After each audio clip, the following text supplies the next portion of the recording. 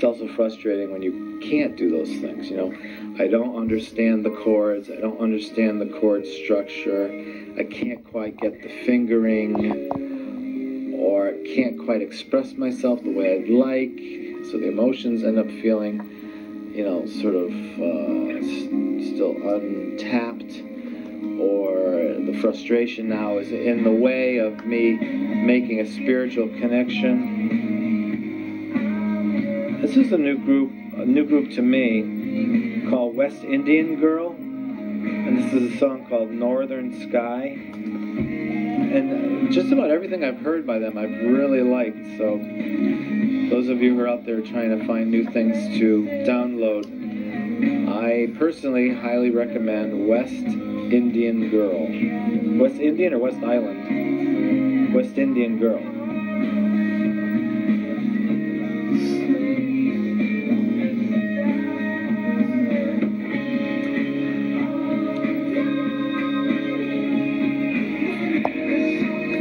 So back several weeks ago, we were looking at the scripture of the lotus blossom of the fine Dharma by Leon Hurwitz. And I remember it having a particular joyfulness to it. So I'm going to return to it for a moment and just see if it positively impacts the flow in which we find ourselves.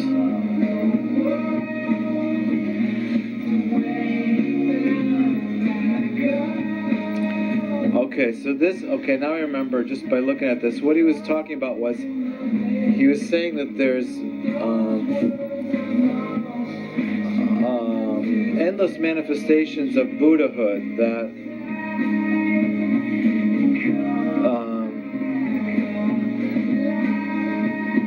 you know, based on your experience, your connections with people, your connections with the universe, connections with nature, your actualization of your own gifts, and the uniqueness of each individual, there's going to be a multiplicity of reflections of enlightenment, or in this case they use the term Buddhahood. And I like the whole feel, or you know, purpose of this part of the book, because it kind of, for me,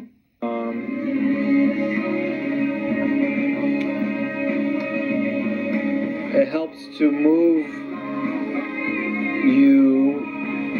one from a prescriptive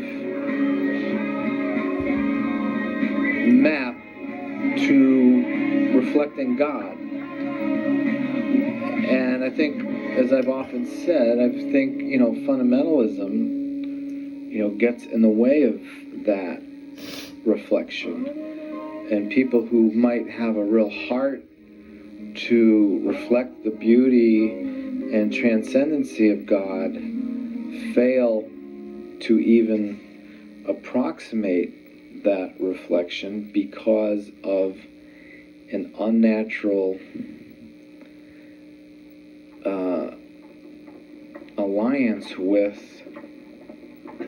a predictable parameters of divinity.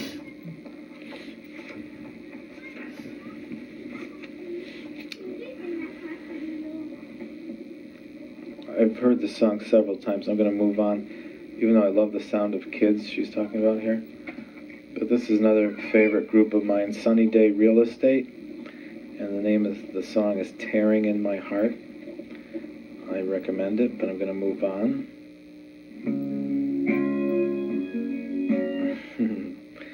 Been doing a lot of Steely Dan lately. Grow up and blow away. Yes, please, grow up and blow away.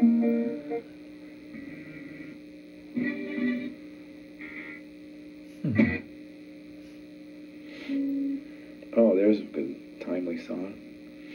Peter Gabriel's Here Comes the Flood.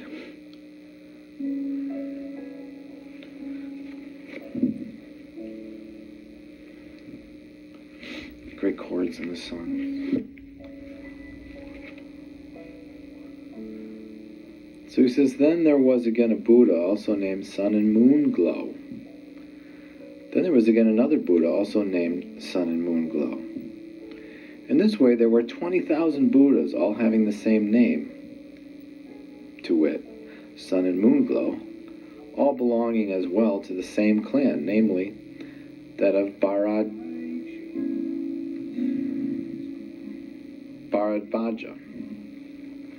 Sorry if I'm mispronouncing that. Maitreya. It should be known that the first Buddha and the last were both of the same name, to wit, Sun and Moon Glow, both fully endowed with the 10 subsidiary designations, and both preaching that which it is well to preach, the Dharma good, at beginning, middle, and end. Before that last Buddha left his household, he had 8 princely sons. The first was named Having a Mind. The second was named Good Mind. The third was named Immeasurable Mind. The fourth was named Jewel-like Mind. The fifth was named Superior Mind. The sixth was named Mind Free of Doubt. The seventh was named Echo Mind. The eighth was named Dharma Mind. These 8 princes, each holding sway over 4 heaven-spanning realms, were men to whom regal bearing came quite naturally. When they heard that their father had left his household and gained, oh my goodness, Anuta Rasa Miya Sambodhi, these princes all cast aside their princely status and followed him out of the household life, opening up their minds to the great vehicle and constantly cultivating Brahman conduct. They all became Dharma masters and planted roots of goodness in the presence of 1,000 myriads of Buddhas. I just want to say a couple things to that. One is that I've often thought of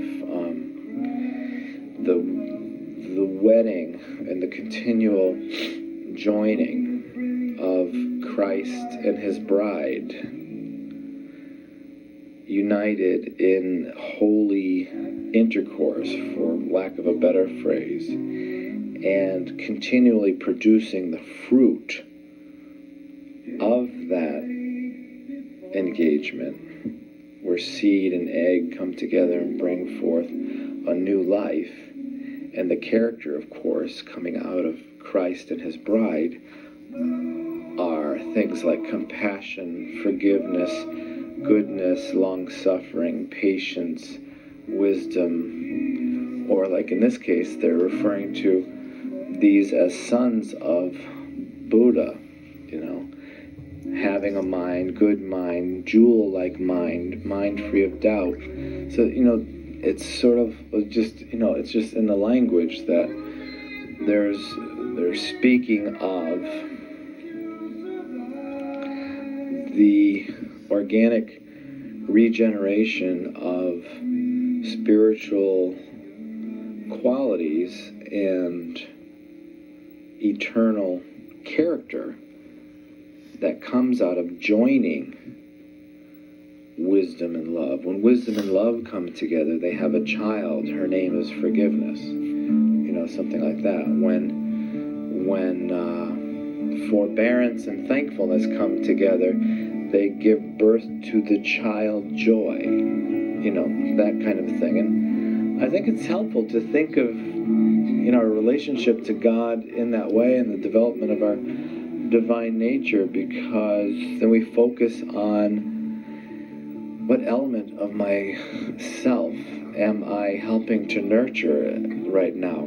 And when I'm joining my courage with this other one's perseverance, together the birth of creativity is observed. And so now we have a child. Her name is Creativity.